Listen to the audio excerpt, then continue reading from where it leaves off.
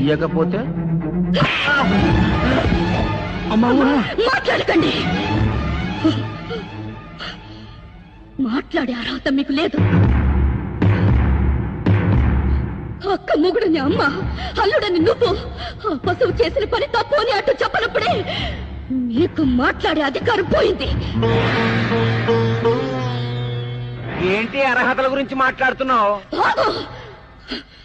అడుగు ముందుకు వేసావో నా అక్క నిజంగానే విధవ అవుతుంది. తాళి కట్టిన మొగుణ్ణి తాడుకి తాళికి తేడా తెలియని బెదవి నువ్వు కట్టింది తాళి ఎలా అవుతుందిరా? 3 ముళ్ళు వేశాను కాబట్టి. 3 కాదు, నువ్వు 300 ముళ్ళు వేసినది తాళి కాదు.